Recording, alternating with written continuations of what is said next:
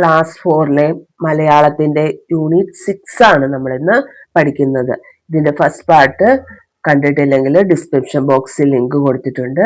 അത് ക്ലിക്ക് ചെയ്താൽ നിങ്ങൾക്ക് വീഡിയോ കാണാവുന്നതാണ്. നിങ്ങൾ ആദ്യമായിട്ടാണ് ഈ ചാനൽ കാണുന്നതെങ്കിൽ ഒന്ന് സബ്സ്ക്രൈബ് ചെയ്യുക. ഇന്ന് നമ്മൾ പഠിക്കുന്ന ഏത് പോർഷനാണ്? നമ്മൾ ഇന്ത്യക്കാർ എന്ന് പറയുന്ന പോർഷനാണ് പഠിക്കുന്നത്. അവിടെ ഒരു പടം കൊടുത്തിട്ട് ഇരിക്കുന്നുണ്ടോ? അവിടെ എന്തിന്റെ പടമാണ് കൊടുത്തിരിക്കുന്നത്? ജവഹർലാൽ നെഹ്റുവിന്റെ പടമാണ് കൊടുത്തിരിക്കുന്നത് അല്ലെ. ഇന്ത്യയുടെ പ്രഥമ പ്രധാനമന്ത്രിയായ ജവഹർലാൽ നെഹ്റു 1947 ഓഗസ്റ്റ് 15 ഭരണഘടനാ നിർമ്മാണ സഭയെ അഭിസംബോധന ചെയ്ത് സംസാരിക്കുന്നതിന്റെ ഒരു ചിത്രമാണ് അവിടെ കൊടുത്തിരിക്കുന്നത്. ഇനി ഈ പാഠഭാഗത്ത് എന്താണ് പറയുന്നത് നിങ്ങൾക്ക് അറിയാമോ? ഒട്ടേറെ വൈവിധ്യങ്ങളുള്ള നാടാണ് ഇന്ത്യ അല്ലെ.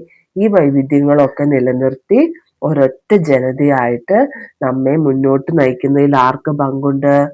നമ്മുടെ ഭരണഘടനയ്ക്കൊക്കെ പങ്കുണ്ട്. അപ്പൊ നമ്മള് തെരഞ്ഞെടുക്കുന്ന പ്രതിനിധികളാണ് നമ്മളെ ഭരിക്കുന്നത്. അപ്പൊ ഇതേക്കുറിച്ചൊക്കെ നമുക്ക് കുറച്ച് അറിവുകൾ തരുന്നതാണ് ഈ പാഠഭാഗത്ത്.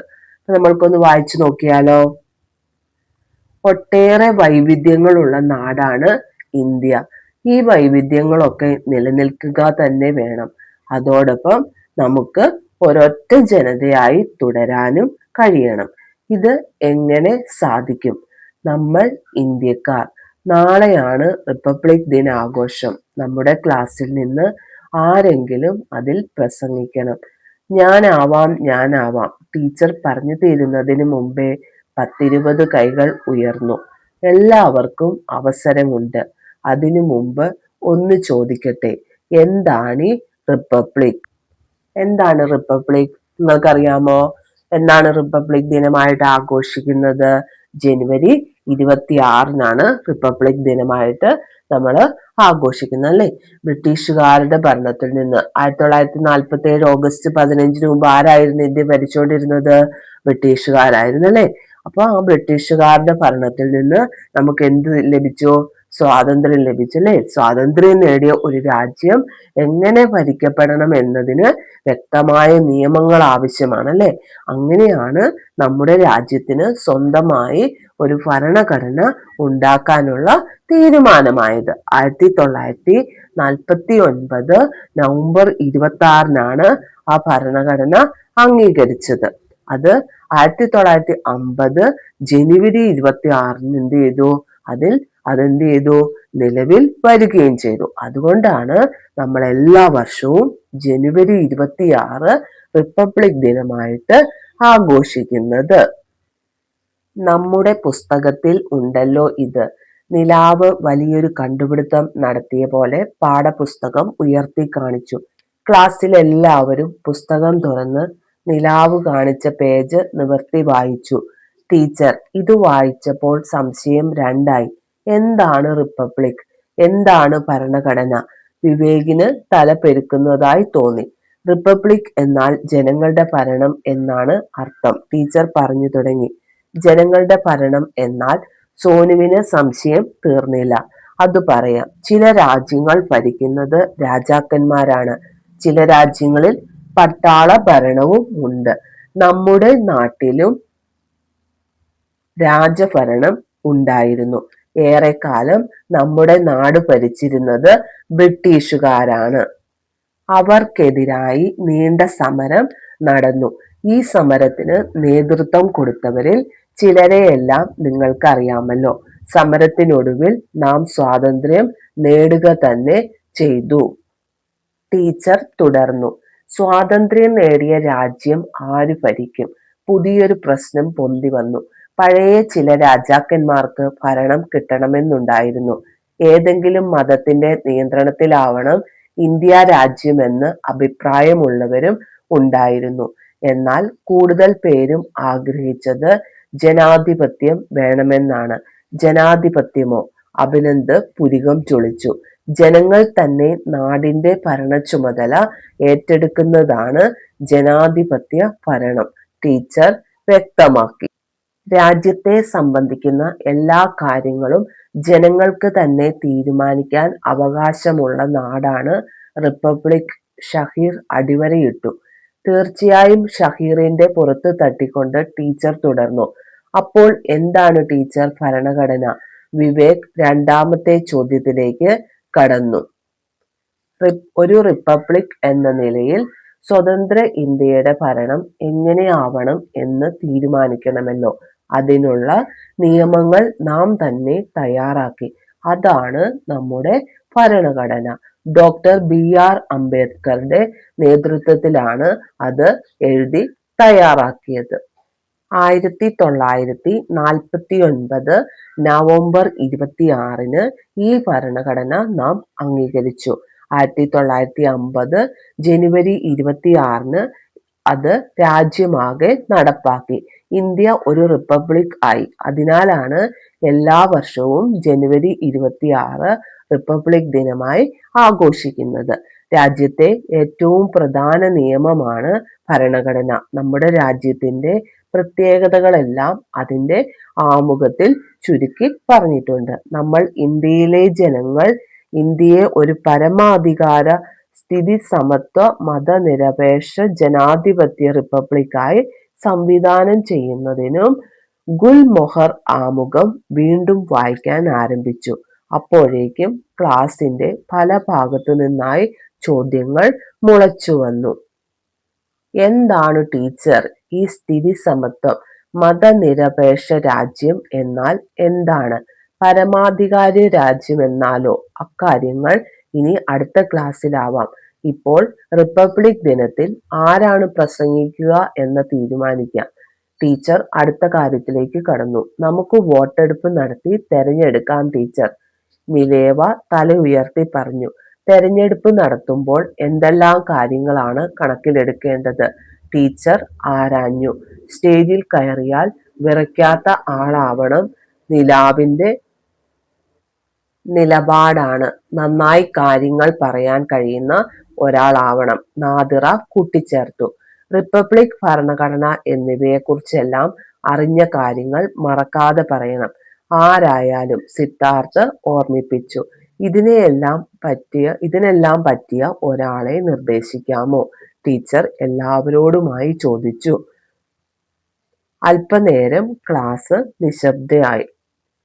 നിളയാവട്ടെ വിനു നിർദ്ദേശിച്ചു. അത് കൊള്ളാം. കാരണം ക്ലാസ്സിലെ എന്തെങ്കിലും കാര്യങ്ങൾ ഹെഡ് ടീച്ചറോട് അറിയിക്കുമ്പോൾ അവളാണ് നന്നായി കാര്യങ്ങൾ പറയാറുള്ളത്. നീനു പിന്താങ്ങി. നിളമതി ക്ലാസ് ഒറ്റക്കെട്ടായി പറഞ്ഞു. എന്താ നിളയെ, സമ്മതമല്ലേ? ടീച്ചർ നിളയെ നോക്കി. ശ്രമിക്കാം ടീച്ചർ. ഇവരെല്ലാവരും എന്നെ സഹായിക്കണം. നീണ്ട കയ്യടിയോടെ ക്ലാസ് അത് അംഗീകരിച്ചു. ബഹുമാനപ്പെട്ട അധ്യാപകരെ, പ്രിയമുള്ള കൂട്ടുകാരെ, എല്ലാവർക്കും നമസ്കാരം. പറയാനുള്ള കാര്യങ്ങൾ നിള മനസ്സിൽ കുറിച്ചു തുടങ്ങി. ഇനി അവിടെ ചോദ്യങ്ങൾ കൊടുത്തിട്ടുണ്ടല്ലേ? എന്തൊക്കെ ചോദ്യങ്ങളാണ് കൊടുത്തിരിക്കുന്നത് നോക്കിക്കേ. ഒന്നാമത്തെ ചോദ്യം എന്താണ്? റിപ്പബ്ലിക് ദിന റാലിയിൽ കുട്ടികൾ പിടിച്ച ബാനറിൽ എന്ത് എഴുതണമെന്നാണ് നിങ്ങൾ കരുതുന്നത്? എന്താണ്? റിപ്പബ്ലിക് ദിന റാലിയിൽ രാജ്യത്തിന്റെ ഭരണഘടനാപരമായ മൂല്യങ്ങളും ഐക്യവും വ്യക്തമാക്കുന്ന മുദ്രാവാക്യങ്ങളാണ് ആവശ്യം. അപ്പൊ എന്തൊക്കെ എഴുതാമെന്ന് നോക്കാം നമുക്ക്. നമ്മുടെ ഭരണഘടന നമ്മുടെ അഭിമാനം, നമ്മൾ ഇന്ത്യക്കാർ ഒന്നാണ്, ഒറ്റക്കെട്ടാണ്, ജനാധിപത്യം നീണാൽ വാഴട്ടെ, പൗരന്മാരാണ് ശക്തി, റിപ്പബ്ലിക്കാണ് രാജ്യം, ഭരണഘടനയാണ് വഴികാട്ടി. രണ്ടാമത്തെ ചോദ്യം എന്താണ്? പാഠത്തിൽ നാം കണ്ട ക്ലാസ് നിങ്ങൾക്ക് ഇഷ്ടമായോ? എന്തുകൊണ്ട്? പാഠത്തിൽ കണ്ട ക്ലാസ് ഇഷ്ടമായല്ലേ? എന്തൊക്കെയാണ് ഇതിന്റെ കാരണങ്ങള്? ചോദ്യങ്ങൾ ചോദിക്കാൻ സ്വാതന്ത്ര്യം. വിദ്യാർത്ഥികൾക്ക് റിപ്പബ്ലിക്, ഭരണഘടന എന്നിവയെക്കുറിച്ച് സംശയങ്ങൾ ചോദിക്കാൻ സ്വാതന്ത്ര്യമുണ്ട്. അധ്യാപിക അതിനെ പ്രോത്സാഹിപ്പിക്കുന്നു. രണ്ടാമത്തെ കാരണം എന്താണ്? വിഷയം ചർച്ച ചെയ്യുന്നു. ഒരു പ്രസംഗകനെ തിരഞ്ഞെടുക്കുന്നതിന് മുമ്പ് വിഷയത്തെക്കുറിച്ച് ആഴത്തിൽ ചർച്ച ചെയ്യുന്നു. കൂട്ടായ പഠനം. ടീച്ചർ പറയുന്നതനുസരിച്ച് കുട്ടികൾ പുസ്തകം തുറന്നു വായിക്കുകയും കൂട്ടായി അറിവ് നേടുകയും ചെയ്യുന്നു. ജനാധിപത്യപരമായ അന്തരീക്ഷം. തെരഞ്ഞെടുപ്പ്, യോഗ്യത എന്നിവയെക്കുറിച്ച് വിദ്യാർത്ഥികൾ അഭിപ്രായം പറയുന്നു. ഇനി മൂന്നാമത്തെ ചോദ്യം എന്താണ് കൊടുത്തിരിക്കുന്നത്? പ്രസംഗിക്കാൻ നിളയെ തെരഞ്ഞെടുത്തത് വോട്ടെടുപ്പിലൂടെയാണല്ലോ, ഇത് ശരിയാണോ? നിങ്ങളുടെ അഭിപ്രായം പങ്കുവെക്കൂ. വോട്ടെടുപ്പിലൂടെ അല്ലാതെ നിളയെ തെരഞ്ഞെടുത്തത് സാഹചര്യത്തിനനുസരിച്ച് ശരിയായ നടപടിയാണ്. ഇപ്പൊ നമ്മൾ എന്താ അഭിപ്രായം എന്നുള്ളതാണ് അവിടെ എഴുതേണ്ടത്. ഒരു പ്രസംഗകന് വേണ്ട യോഗ്യതകളെ കുറിച്ച് എല്ലാവർക്കും വ്യക്തമായ ധാരണ ലഭിച്ച ശേഷമാണ് തെരഞ്ഞെടുപ്പ് നടത്തേണ്ടതില്ല എന്ന് ക്ലാസ്സിൽ തീരുമാനിച്ചത്. ക്ലാസ്സിലെ കാര്യങ്ങൾ ഹെഡ് ടീച്ചറെ നന്നായി പറഞ്ഞു മനസ്സിലാക്കാൻ കഴിവുള്ളവളാണ് നിളയെന്ന് ക്ലാസ്സിലെ മറ്റു കുട്ടികൾക്ക് അറിയാമായിരുന്നു. അതുകൊണ്ട് അവർ വോട്ടെടുപ്പ് നടത്താതെ കൂട്ടായി നിളയെ നിർദ്ദേശിക്കുമായിരുന്നു. വോട്ടെടുപ്പിലൂടെ അല്ലെങ്കിലും ഭൂരിപക്ഷത്തിന്റെ അഭിപ്രായത്തെ ക്ലാസ് കയ്യടിയോടെ അംഗീകരിച്ചു. ജനാധിപത്യപരമായ ചർച്ചയിലൂടെയും അംഗീകാരത്തിലൂടെയുമാണ് ഈ തീരുമാനം എടുത്തത്. എല്ലാ കാര്യങ്ങൾക്കും വോട്ടെടുപ്പ് നിർബന്ധമില്ല. ഏറ്റവും നന്നായി കാര്യം ചെയ്യാൻ കഴിയുന്ന ഒരാളെ എല്ലാവരും ചേർന്ന് തിരഞ്ഞെടുക്കുന്നതാണ് ജനാധിപത്യപരമായ ഒരു നടപടിയാണ്. ഇനി നാലാമത്തെ ചോദ്യം എന്താണ് കൊടുത്തിരിക്കുന്നത്? ഭരണഘടന മുന്നോട്ട് വയ്ക്കുന്ന ആശയങ്ങൾ അടിസ്ഥാനമാക്കിയാണല്ലോ സ്കൂളിന്റെ പ്രവർത്തനം.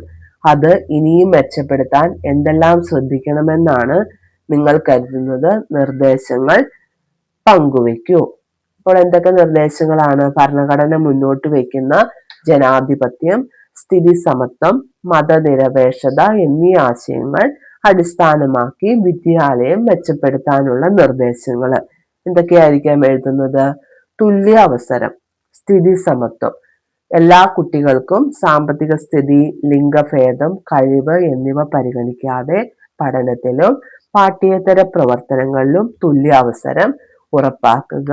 വിവേചനമില്ലാത്ത അന്തരീക്ഷം, മതനിരപേക്ഷത, മതത്തിന്റെയോ ജാതിയുടെയോ പേരിൽ ഒരു കുട്ടിയെയും മാറ്റി നിർത്തുന്നില്ല എന്ന് ഉറപ്പുവരുത്തുക. എല്ലാ ആഘോഷങ്ങളെയും ബഹുമാനിക്കാൻ പഠിപ്പിക്കുക. മൂന്നെന്താണ്? സ്കൂൾ പാർലമെന്റ് ഉണ്ടാക്കുക. വിദ്യാർത്ഥികൾക്ക് ഭരണകാര്യങ്ങളിൽ പങ്കാളിത്തം നൽകാൻ കൃത്യമായി പ്രവർത്തിക്കുന്ന സ്കൂൾ പാർലമെന്റ് ഉണ്ടാക്കുക. അഭിപ്രായ സ്വാതന്ത്ര്യം ഉറപ്പുവരുത്തുക. കുട്ടികൾക്ക് അവരുടെ അഭിപ്രായങ്ങളും പരാതികളും ഭയമില്ലാതെ തുറന്നു പറയാൻ കഴിയുന്ന സംവിധാനം സ്ഥാപിക്കുക. കുട്ടികളെയും നിയമനിർമ്മാണത്തിൽ പങ്കാളികളാക്കുക. സ്കൂൾ നിയമങ്ങൾ ഉണ്ടാക്കുമ്പോൾ കുട്ടികളുടെ അഭിപ്രായങ്ങൾ കൂടി അന്വേഷിക്കുകയും ഉൾപ്പെടുത്താൻ ശ്രമിക്കുകയും ചെയ്യുക. ഭരണഘടനാ ക്ലാസുകൾ റിപ്പബ്ലിക് ദിനം മാത്രമല്ല മറ്റു ദിവസങ്ങളിലും ഭരണഘടനയുടെ അടിസ്ഥാന തത്വങ്ങളെ കുറിച്ച് ചർച്ചകളും ക്ലാസുകളും സംഘടിപ്പിക്കുക. ഇനി ഈ ഭാഗത്ത് നിന്ന് എന്താണ്? പദം പിരിച്ചെഴുതാനും കൂടെ നിങ്ങൾ പഠിച്ചിരിക്കുക. പദം പിരിച്ചെഴുതുന്നത് എങ്ങനെയാണ്? ആരെങ്കിലും, ആര് അധികം എങ്കിലും, ഉയർത്തി കാണിച്ചു, ഉയർത്തി അധികം കാണിച്ചു, അവർക്കെതിരായി, അവർക്ക് അധികം എതിരായി, പുതിയൊരു, പുതിയ അധികം ഒരു, മതത്തിന്റെ, മതം അധികം ഇന്റെ, രാജ്യത്തെ, രാജ്യം അധികം എ, എങ്ങനെ ആവണം, എങ്ങനെ അധികം ആവണം, പരമാധികാരം, പരമ അധികം അധികാരം, തല ഉയർത്തി, തല അധികം ഉയർത്തി, അക്കാര്യം, ആ അധികം കാര്യം. ഇനി ഇവിടെ രണ്ടു മൂന്ന് വാക്കുകൾ നിങ്ങൾ വികസിപ്പിച്ച് എഴുതാനുള്ളത് ഈ ഭാഗത്തുനിന്നുണ്ട്. രാജഭരണം, രാജാവിന്റെ ഭരണം, ഭരണ ചുമതല, ഭരണത്തിന്റെ ചുമതല, പരമാധികാരം, പരമമായ അധികാരം. ഓക്കെ, ബാക്കി അടുത്ത ക്ലാസ്സിൽ പഠിക്കാം. വീഡിയോ ഇഷ്ടമായെങ്കിൽ നിങ്ങളൊന്ന് ലൈക്ക് ചെയ്യണം, നിങ്ങളൊന്ന് നിങ്ങളുടെ കൂട്ടുകാർക്കൊക്കെ ഒന്ന് ഷെയർ ചെയ്ത് കൊടുക്കണം, ചാനലൊന്ന് സബ്സ്ക്രൈബ് ചെയ്യണം. വീഡിയോ ഇഷ്ടമായെങ്കിൽ കമൻറ്റ് ബോക്സിൽ കമൻറ്റ് ചെയ്യണം. Okay, thank you.